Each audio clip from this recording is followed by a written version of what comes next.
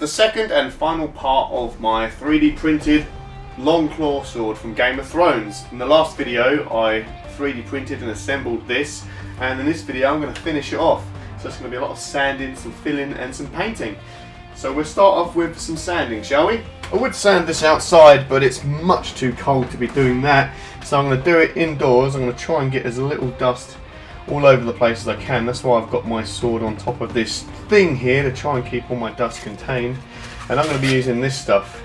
This sandpaper is meant for a belt sander actually, but I find this is really good to just tear little bits off as and when you need them. And this is really coarse. This is 80 grit sandpaper, so this is rougher than your mum, and this will take that, all those little knobbly bits right back and get that nice and smooth.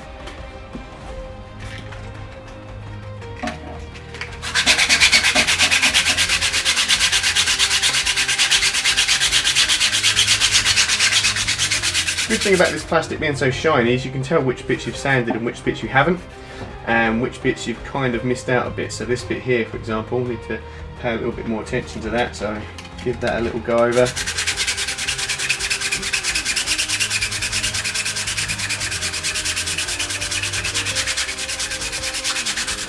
That's one smooth piece. I'm not sure if I hate sanding more than I hate sewing. It's just so tedious and annoying and just takes forever. But this will make a massive difference. The more time you spend sanding a piece and prepping it for paint will make a massive difference in the overall look of the thing when it's finished.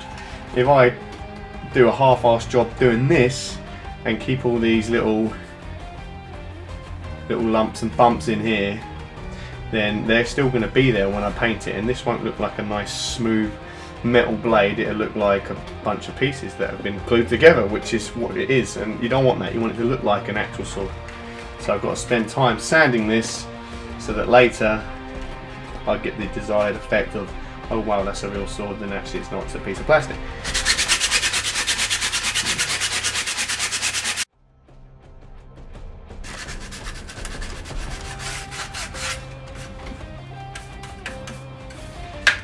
Oh man, half hour later and the blade is done.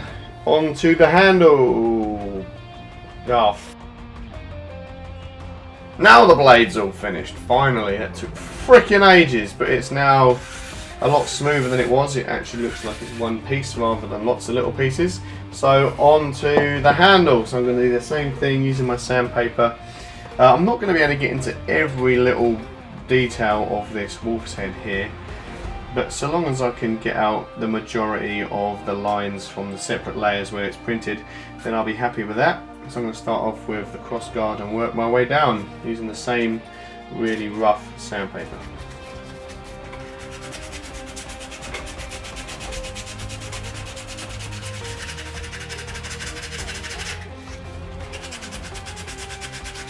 Oh, this is taking ages. My hand's going numb from holding the freaking sandpaper for so long. But I've done the cross guard. Now I've got to do the handle and the wolf head. It's a good job I don't have to go over all of this again in a finer grit sandpaper. Oh yeah, I do. Good one. So anyway, it's going to be a bit of a pain trying to get into all these grooves.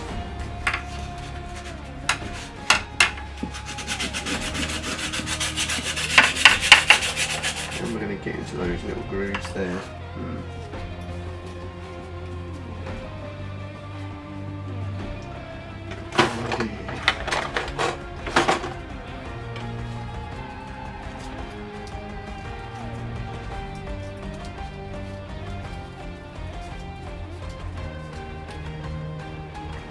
Freaking genius!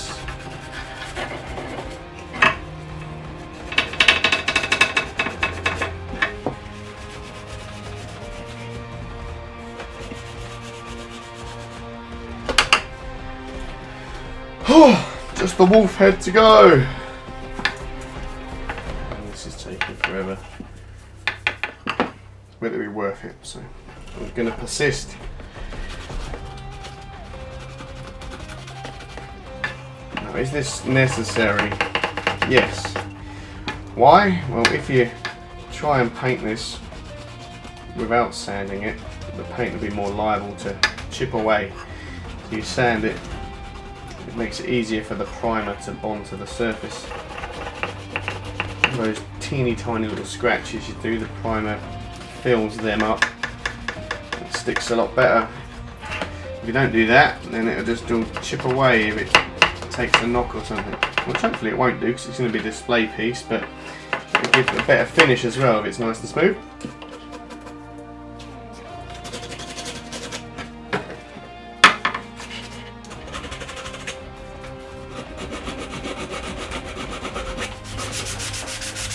I'm using 180 grit sandpaper now. I'm just going to go over the whole thing with this just to really smooth that off. It's not going to be anywhere near as hard this time because I'm only smoothing really tiny little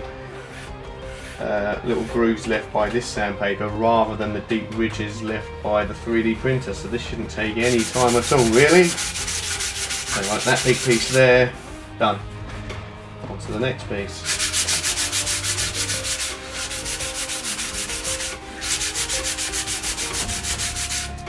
Yep, that bit's done too.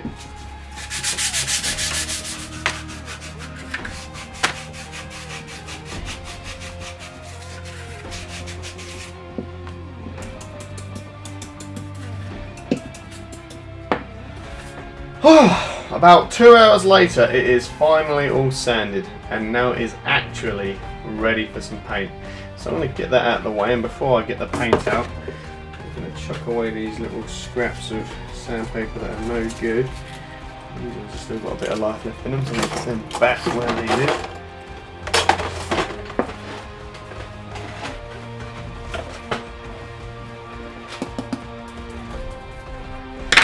And my genius idea for catching all that dust, let's just clean that as well.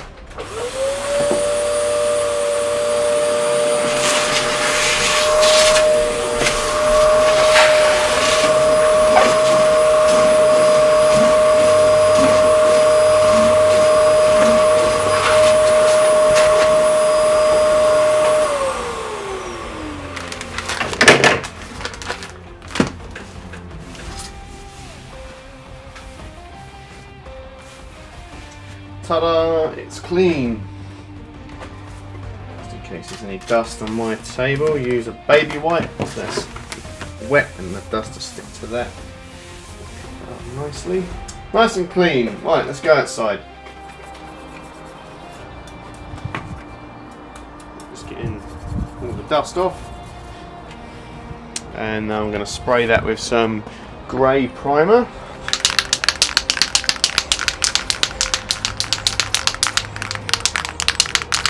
I would get the compressor out, but I can't really be bothered, so I'm just going to use this spray can stuff.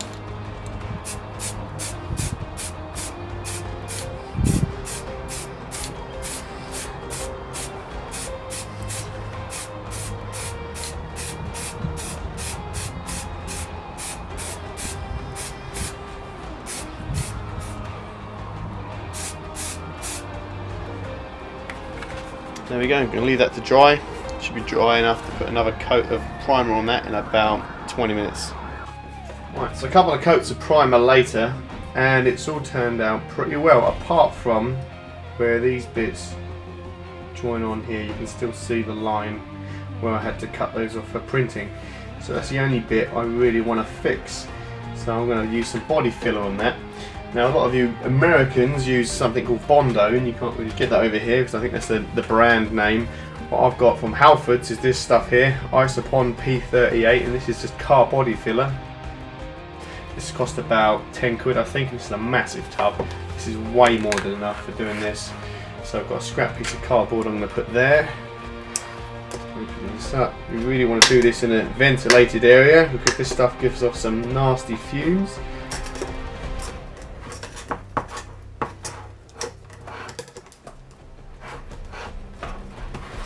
And you just mix it up according to the instructions, and it's I think a golf ball sized amount of the stuff in here to a pea sized amount of the hardener.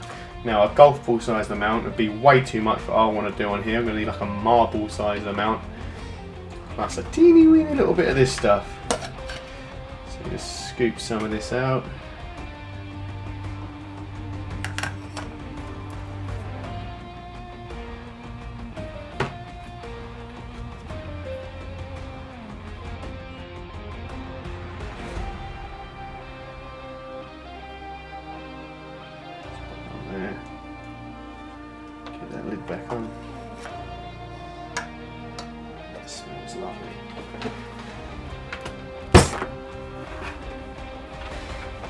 then a hardener. Now you don't get a lot of time to work with this stuff, so you've got to be pretty quick with it before it starts to cure.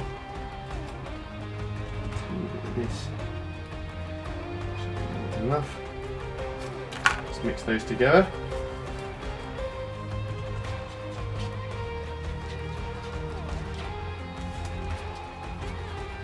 Until it's an even colour. It starts off quite grey yellowy and then gets a kind of a pink tinge to it when it's mixed.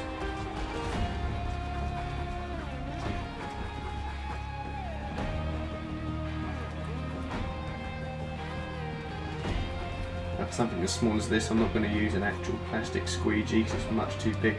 Instead I've just got an offcut of cardboard here. I'm going to use the shiny side so it doesn't stick to my cardboard. Take a little bit of this and just scrape it on. This stuff is really easy to sand, so if you put too much on, don't worry, you'll be able to sand it back well easy. So don't get too worried about getting it 100% perfect. Obviously the more you put on there, the more sanding you're going to have to do, but I find it's better to get it on there in one go than put on too little, sand it back, only to find you've still got bits that you wish you'd filled and you have to mix up a second batch and do the process all over again. So that's that side done. Shouldn't take too long to cure, depends on a few factors. One of them being the temperature of the room it's in. If it's warmer, it tends to speed up the curing process. I'm indoors at the moment, so it shouldn't take too long for that to harden up. I'm going to leave that till it is hardened. I'm going to get the sandpaper back out and then we'll think about putting some colour on this. Right, now that's cured, I'm going to use my sandpaper again to smooth that off. I'm just using the finer stuff I used. And this stuff is so easy to sand. Shouldn't take too long at all.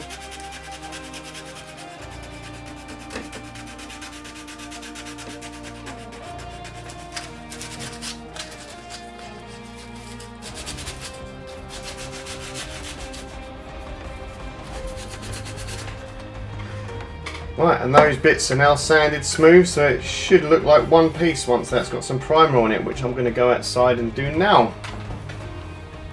So the primer is now dry on the crossguard. It now looks more like one piece rather than three pieces stuck together, so that's pretty cool.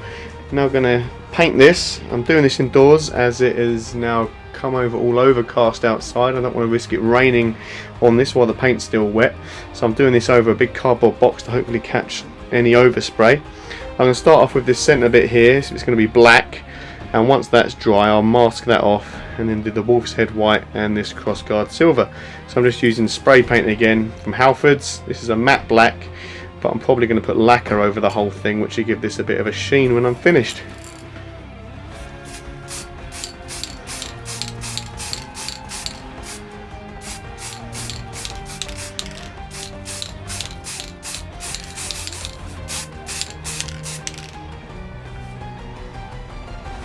That's that bit done. I'm now going to leave that to dry before putting a second coat on, and then it'll be waiting for that to fully dry before I even think about masking it, as I don't really want the masking tape I'm going to use to peel the paint off. So this black paint is now all dry. It's been drying for hours, so it's going to be well and truly dry. I'm just going to use the masking tape to mask off all the black that I want to keep black.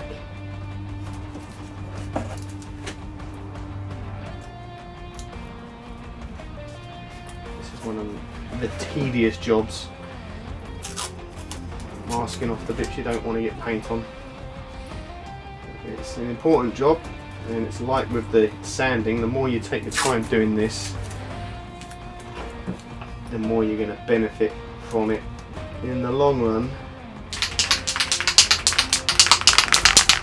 So that's now masked off, and these bits here that have got some black on that need to be white and silver, I'm just going to go over that again with the primer, just so everything's grey, meaning that the colour that goes on top will be even.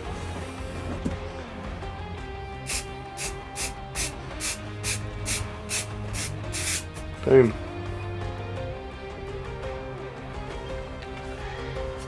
Just leave that to dry for half hour to an hour, and then get the white paint on it. So this is appliance gloss white, so it's going to be the same sort of colour as your fridge.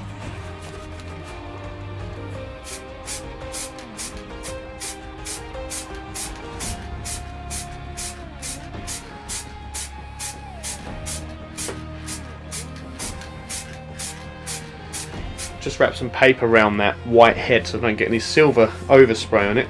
And I'm using this Ford Moondust silver. This is the same silver I use for pretty much everything from Iron Man and War Machine suits to pretty much anything else that needs to look metallic. My Winter Soldier arm as well. Only I haven't used this spray can for absolutely years. I used this for the first Iron Man suit I did 3 years ago, and there's a tiny bit left in the can. I'm just hoping it still works. If it doesn't, I'm going to have to get the compressor out, and I don't really want to do that to do this tiny little piece.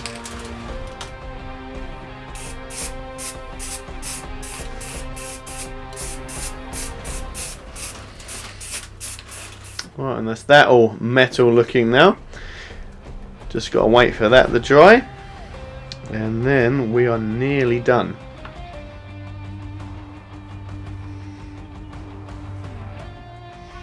So I'm now painting the eyes red. I'm just using a metallic red that I used previously for my Iron Man suit.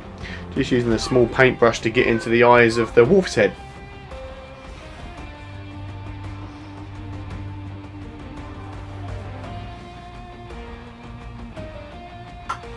Well, let's fill in the gap between the teeth. Make that all black.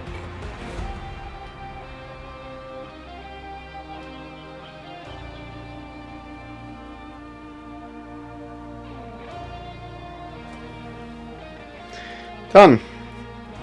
So that's all my bits dry. I'm now going to use some lacquer over the wolf's head and that cross guard before I take the paper off.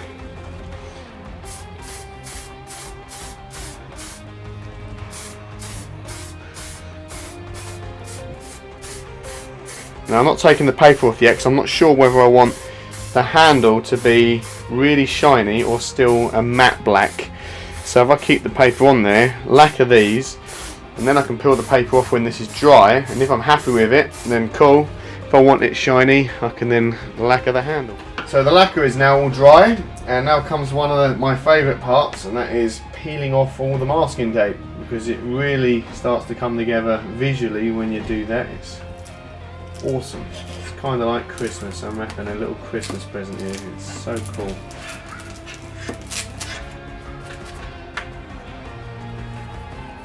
Careful, don't want to take any of the paint away with it. It's not too bad. It's cleaner at this end than it is down here. There's a couple of tiny areas where the white has bled under the tape, and I'm just going to quickly fix that with my paintbrush and my black paint again. So this is just some black spray paint I've sprayed into the lid. Give me a paintbrush to go over the bits that I didn't want white. Those areas are now dry. Time to do the blade. And you're probably wondering why I haven't painted the blade like the rest of the sword. The reason for that is this silver, while it looks cool, it's not quite the colour I wanted for the blade. It's good for the cross guard, but I want the blade to really stand out and look like it's made of metal. So I'm going to use some of this stuff. And this is aluminium tape. You use this for insulation and stuff. So as you can see, it's really shiny. So I'm just going to peel some of that off and run it down the length of the sword. Now this isn't quite wide enough to do the whole side in one piece. So instead I'm going to have the join go down this line here. That's the plan anyway.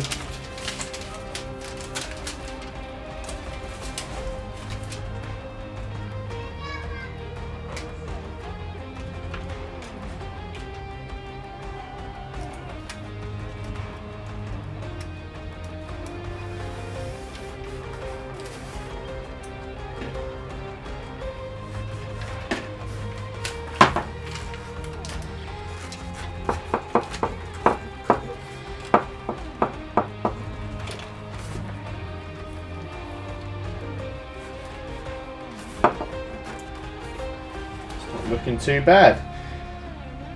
It's a bit wrinkly on this side. I think I can flatten that out using a scrap piece of the underside there and something flat and round like a pen perhaps. Use that. This is nice and slippery and smooth. So let's wrap that around there.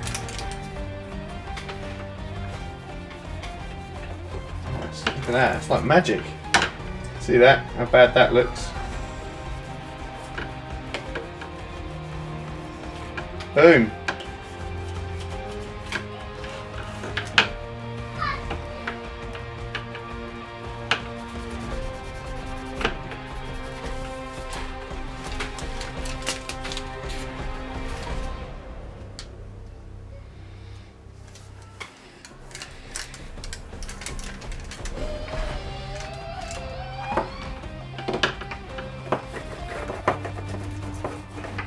So that's the blade all taped up, which means this sword is now finished, and here it is.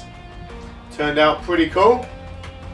The whole thing weighs less than 300 grams, which is totally crazy considering the size of the thing, and it's going to look really cool hanging up on the wall. So yeah, that's how to make a 3D printed Longclaw sword from Game of Thrones. Thanks for watching. Bye bye.